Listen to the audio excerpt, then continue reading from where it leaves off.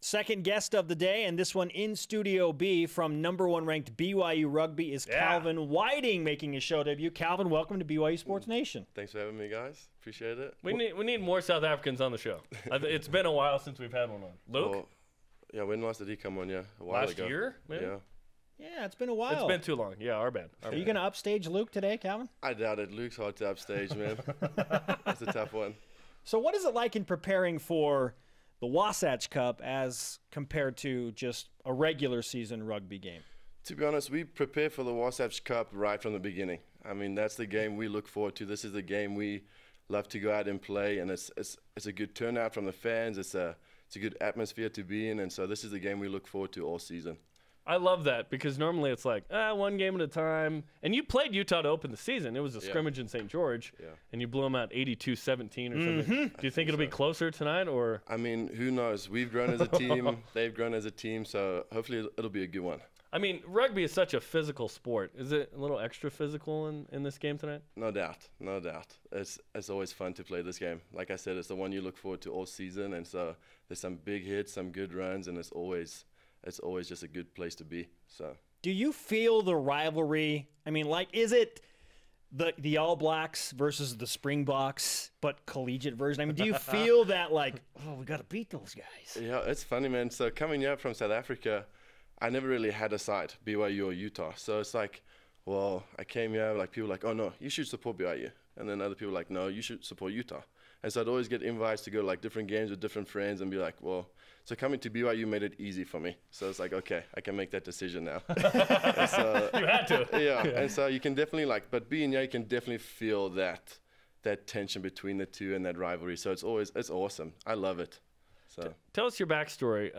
LDS from South Africa, but you've been here for a couple of years, right? Yeah. So convert to the church. I moved here with my mom.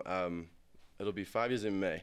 She came to study. I came with for the adventure. Didn't like it at first, but as soon as I gave myself the opportunity to, I fell in love with it, and so I love being here now. And you went to Lone Peak? Yeah, I think? I graduated from Lone Peak. Did you play for United? I did. Okay. Yeah. Awesome. Yeah. When did you graduate? 2014. Okay. Yeah. So you were a freshman or sophomore when the Mika and Emery and Haas were doing their thing? So Eric and Emery were a year older than me, and then so I was with TJ, who had just got back from his mission right now. And so, so I was with those guys. I watched all of that stuff, so it was cool to be with. Calvin Whiting of BYU Rugby. It's the Wasatch Cup tonight. BYU versus Utah rivalry in full swing. The Cougars ranked #1 in the country as they try and push for what would be a 5th consecutive national championship. And speaking of 4 straight national titles, what kind of dynamic and pressure do you feel that the standard is, well, we just win national championships? Well, to be honest, it's nice to be a part of BYU. It's a very humble team. And so the aspect of one game at a time, that's something we believe in, and that's something that we go out to try and do. Every week's a new week, and we strive to be a better team than we were last week, and every game we try to improve. And so as long as we're doing our job with that, I think the rest falls into place. So the pressure and stuff is definitely there, but it's more of a fact that you're working together to be better every week. So. Yeah, you always play Cal for the national championship. Yeah. Do you think about Cal every day? Because when I lived with rugby roommates, that was on the mind 100%. Oh, geez, I wish I could say the same. It's more just thinking about what to do the next day for homework, man. Yeah, these guys weren't worried about that I roomed with. Jeez. I won't name names. Steve St. Pierre, yeah. No, yeah, for sure. I mean, it's definitely on the back of your mind, but there's a lot of up-and-coming teams this year that could throw it off, and so you never know with this, and so even for us, it'll be a big part on ours to do our part and get to the final. So that's the main goal right now. What goes through your mind during a penalty kick or a conversion? Like in that moment, right before you're about to approach the ball, what's happening in your mind? The one thing that goes through my mind is how quiet it gets. It's pretty cool. Like you're playing this crazy game and like everyone's going nuts, and then all of a sudden you get a penalty kick or a conversion, and it's like, okay, that's my turn to kick. So you go up to line the kick up, and next thing you know, it's dead quiet. And I'm just like, wow, what a difference. And so like with that, it just helps me to like get in the zone and like make the shot. And so I think that's the coolest part about it. So yeah. Walk us through your mindset in that. So you're hearing it quiet. To me, that would be distracting. I was like, oh, it's just so loud, right? Yeah. But what are you kind of thinking about as you line up that kick and then you start your movement towards the ball? Okay, so let's see. kicks cake. So I'm standing there, right? The crowd's going silent, and as soon as they go silent, that's normally when I start to switch on. And like, I like to pick a spot behind the poles where I like to kick it. So that's like my goal, where I want the ball to go. And like I'm more just focused on that then, and like trying to follow through to that point. So leading up to it, it'd probably be like wait for the crowd to go silent and then make my shot. It's almost like a free throw for a basketball player in a way. Yeah, where, kind of. You know, the crowd goes, if you're at home anyway, yeah. Not so much on the road. No. I wish the free throw came at a sharp angle straight away from where the bucket was, right? Yeah, that'd be crazy. Calvin Whiting of BYU Rugby with us on BYU Sports Nation, preparing to take on Utah. What do you miss most about your home in South Africa? Is it just the culture? Is it a food? Like what do you miss? Mostly my family. I miss my family a lot, but definitely the food, man. Holy moly, you guys like everything sweet. It's crazy. In South Africa, there's a lot of savory food, and so everything has a certain taste. But yeah, whatever you eat, it's always sweet. And I feel like you're gaining pounds by the second. It's crazy. I was gonna say potatoes aren't, and then I was like, wait, there's sweet potatoes. Wait a minute. And there's bacon on everything.